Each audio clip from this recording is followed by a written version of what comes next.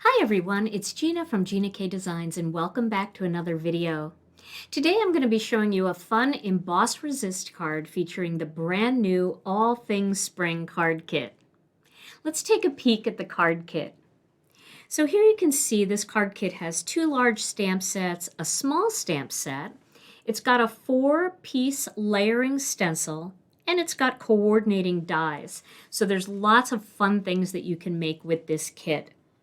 For a more extensive review of this kit, check out the video that I did on Tuesday night during our release party. Now the card that I'm going to make today features the lovely lace stamp set, and I'm going to be using this stamp right here. I'm also going to be using our brand new Master Layouts 14. Now I put mine on magnets. You don't have to do that. You can keep them in the packaging, kind of the way that I keep my other ones in the packaging, but I just had this out for display.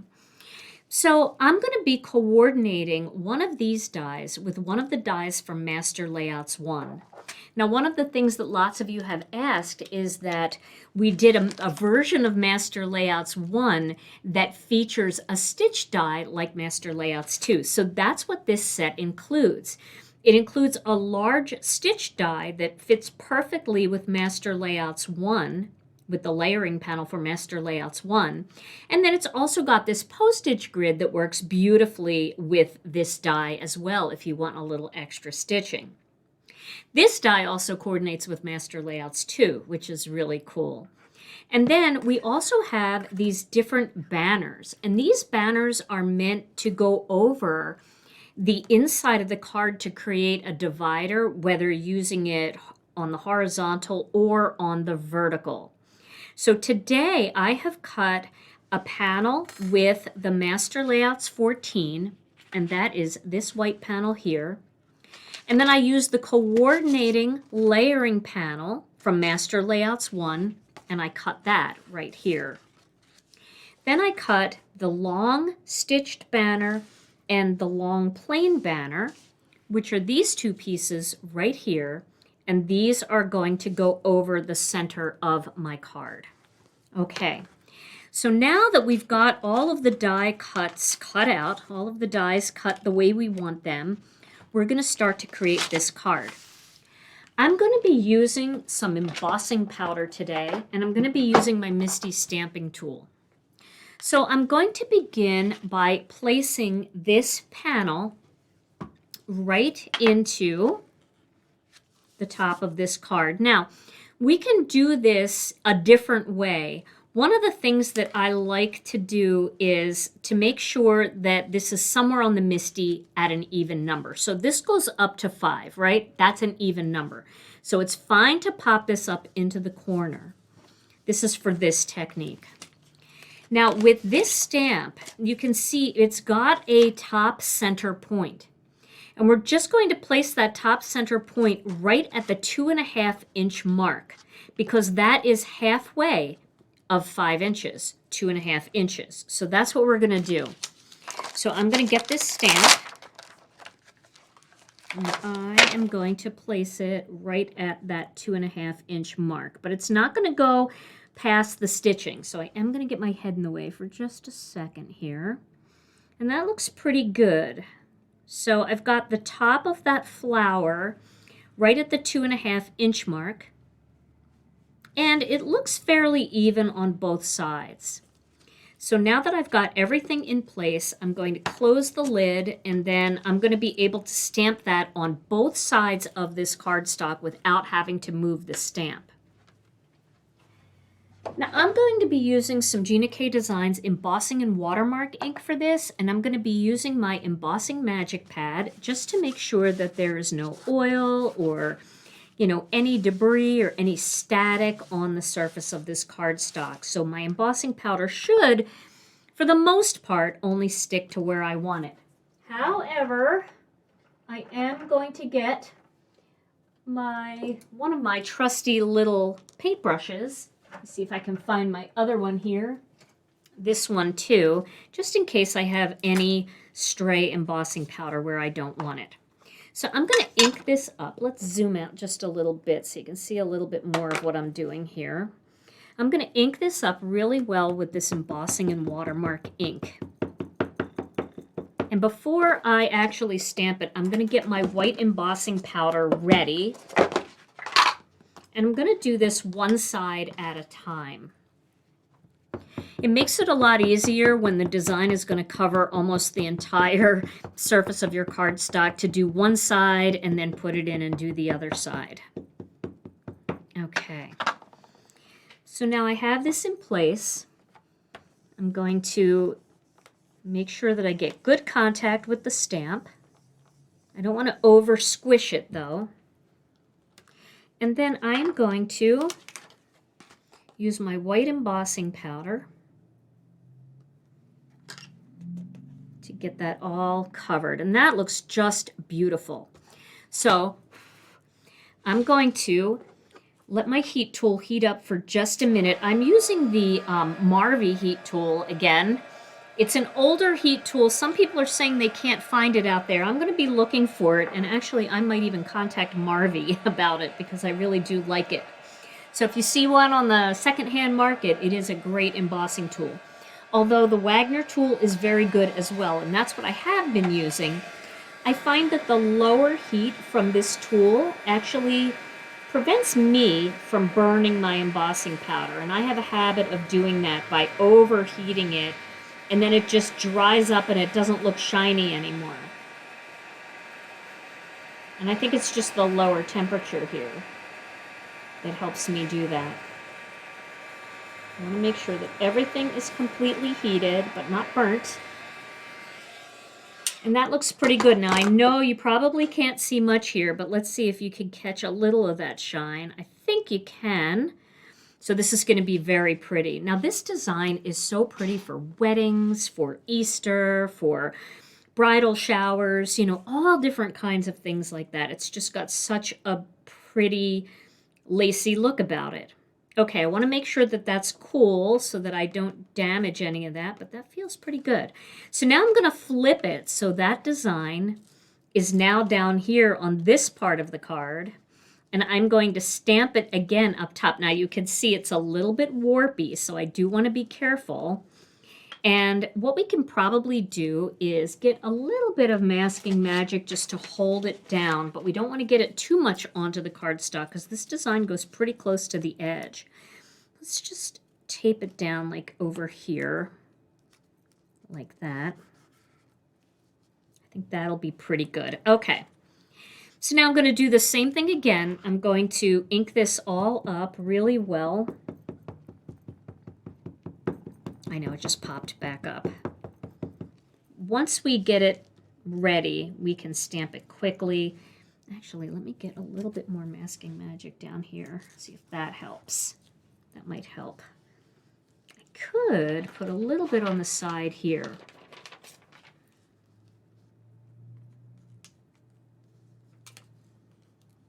And then onto my Misty.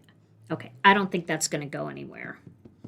And it'll be fine because we'll use a little additional tape on the back, and the black cardstock will help it flatten out nicely. Okay, so now we're going to do this other side, same way. We're going to get good contact. And it's going to stamp in exactly the same spot because all we did was flip the cardstock around, and we know it's centered because we centered it on that 2.5 inch mark. Okay, now let's pull all this off.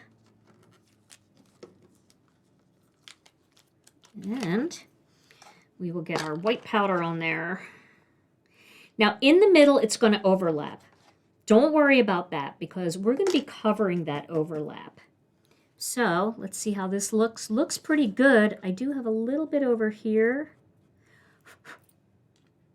I'm just checking everything. Again, white on white's a little difficult to see, but I think that looks pretty good. Okay, so now I'm going to heat that again. And again, it's going to overlap in the center, but that's not a problem. And if you could see it in person, you would see that it even looks pretty where it overlaps, because it overlaps perfectly centered, and it would still make a beautiful background. That's another thing. This stamp makes a gorgeous background stamp. All right, almost done here.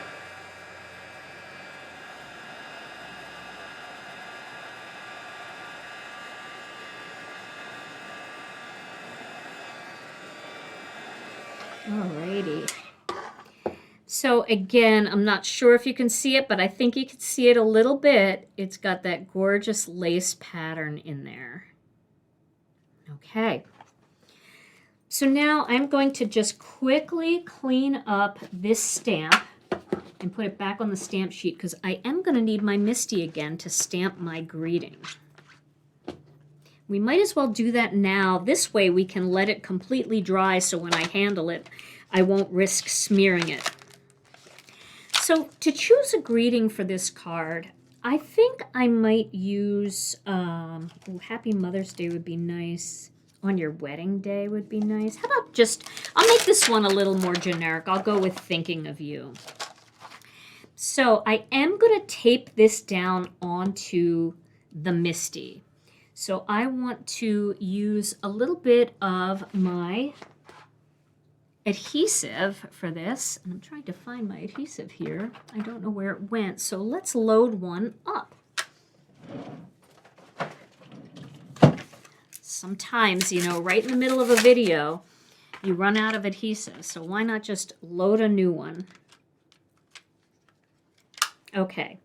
So now I'm going to put some tape on the back of this because I really want this to stay down. And I'm going to just put it right here like that, nice and straight. And then I'm going to lay the thinking of you down on here so that it looks straight. And I think that looks pretty good. But, you know, we can always test it beforehand. We can use that trick where we stamp it onto the acetate first and see if it looks straight. I think that's going to look pretty good, though. The trick I'm talking about is just to take your acetate sheet off of your stamp sheet and then lay it on top. Then get whatever ink you're going to use. In this case, I'm going to be using black Onyx. And just stamp it to make sure that it looks pretty straight. And I think that looks very straight. So I'm going to take that off. And I'm going to go ahead and stamp that. And again, I'm using a light touch because this is a very delicate font. And I don't want to lose any of the fine lines in it. I'd rather layer that ink up a little bit than to lose any of that detail. So now I'm going to peel that off gently. And that is ready. So I'm going to put that aside and we can work on that a little bit later. Now, it's time to do some Emboss Resist. So I'm going to be using some powder blue ink. This is a gorgeous color, and I don't make enough blue cards. I make a lot of turquoise cards, but I don't make enough blue cards. So I think I'm going to do this with the powder blue, and I am going to put a little bit of tape down here, and it's okay to tape it down onto this piece of scrap paper for now. I'll be able to pull that up easily and put that onto the black panel. All right, so I'm going to use powder blue. I'm going to ink up my brush. This brush I use for all of my blue blues, not my turquoise blues. Let's zoom in just a little bit so I can show you what I'm going to be doing here. So I'm going to start right on this big flower in the center that probably is hard to see, but will be very easy to see in just a minute. I'm going to start there, and I'm going to use a fairly light hand, but just enough to get that color started, and I'm going right in a circular motion. And you can see how pretty that's starting to come up. Now I'm going to go across the 3 flowers here, like this, the 1, 2, 3, and I'm going to do the same thing, starting again in the center, go across the 3 flowers, 1, 2, 3. Okay. Now I'm going to go with an even lighter hand, and I'm just going to feather that ink out until the entire design appears. But I don't want to go over the edge. Okay, I don't want to go over the edge here. I don't want to get too close to the edge, just close enough to hit that design, but not go off the edge because I don't want a blotchy looking edge. So you can see how pretty that is. And I can go a little heavier down toward the center here. And you can see now I've got that, you can see the lace in there coming through in that very, very light blue. But I'm just feathering the ink really lightly over those areas. It's just kind of misting away to nothing. All right, now I'm going to do the same thing on the other side. I'm going to start in the center flower, a little heavy-handed, and working my way over those 3 flowers, 1, 2, 3. Okay, then I'm going to do the same thing on the other side, starting again in the center, working my way over, 1, 2, 3. So I've got all 5 flowers. Now, whatever's left on the brush, I'm going to use that ink to feather that blue lightly as I work my way out toward the edges. Make sure I'm still on the screen. And then, once I have it worked on the edges so that you can see all of the lace, I can go a little heavier as I work my way toward the center. And I can go down the center there and blend those 2 areas together. And you can see how pretty that design is. Isn't that beautiful? Now we're going to make it pop in just a second because some of that ink is resting on top of that embossing powder. So what you want to do is you want to get a paper towel and you want to rub the paper towel all over the design to get rid of any, see that ink on there? You want to get rid of that ink, and that just makes the flowers look a lot whiter and a lot more beautiful. All right, there we go. Now that we have that done, we're going to pull this back up and we're going to adhere it onto this black panel. Now I am going to add a lot of tape here because my cardstock is very warpy.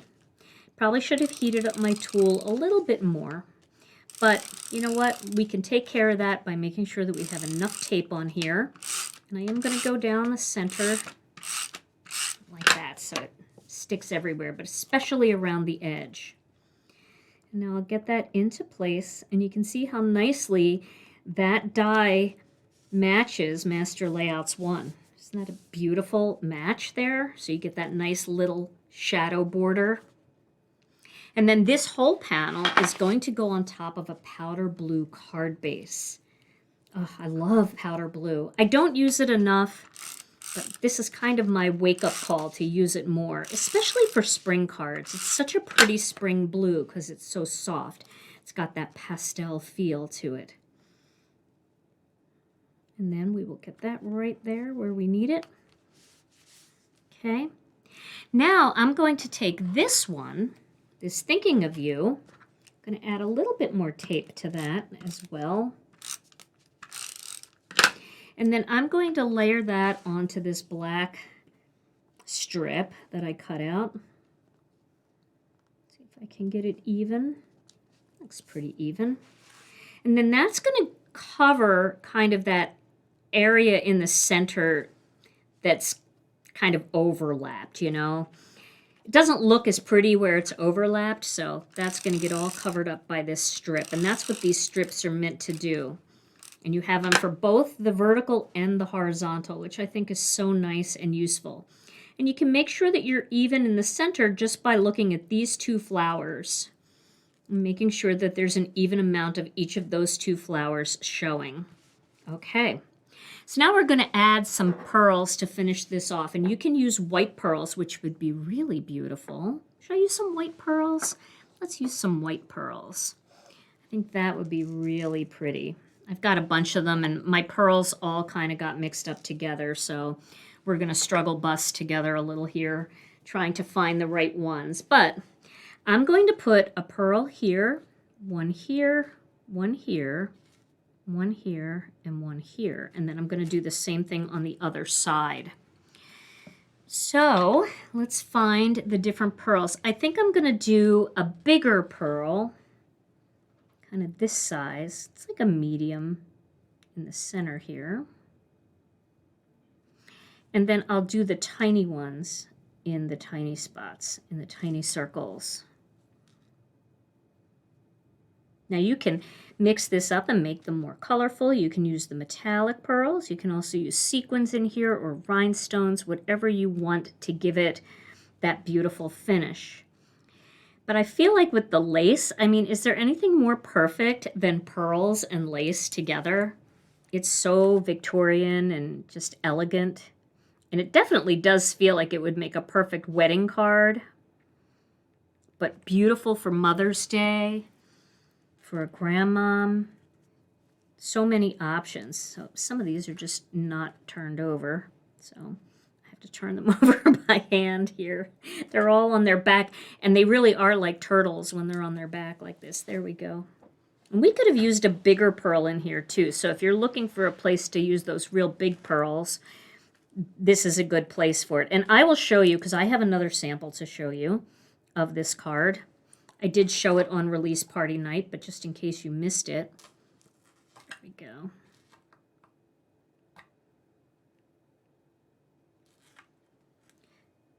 This is the hardest part, is getting the pearls turned over. Maybe I can, there we go. And I like to put my glue dots down sometimes first, because the glue sets a little bit and it grabs the embellishment a lot better off of your jewel picker, your pick and stick tool. Okay, so let's take a look at this card up close. Can you see all the beautiful pearls on there and how pretty it looks with that blue? If you want to step this up a little bit or change it up a little bit, you could add a little bit of wild wisteria or our light lilac in there to just have a little bit of purple to mix with that blue. It would be so pretty together. And so that is my finished card, but I want to show you the other card. So I made this one as an Easter card, and I did this with, I actually used our light carnation. You could also use Innocent Pink. This is a little pinker than the card base. I started with the carnation, but I feel like it still coordinates nicely. And then instead of just using white pearls, I used all pastel colors, the yellow and the green and the blue and pink and orange, just to make it feel more like Easter eggs, you know, a little bit delicate, but a little more colorful. So here we have more of a monochromatic look, and here we have a little bit more of a vibrant look, but both are very soft and beautiful for Mother's Day, weddings, Easter, sympathy cards, anything like that. So there you go. Well, I hope you enjoyed today's video, and I hope you'll give this technique a try. Stay tuned to my channel for more Stampin' Chat live videos and more pre-recorded videos. And I'll see you again real soon. Bye-bye.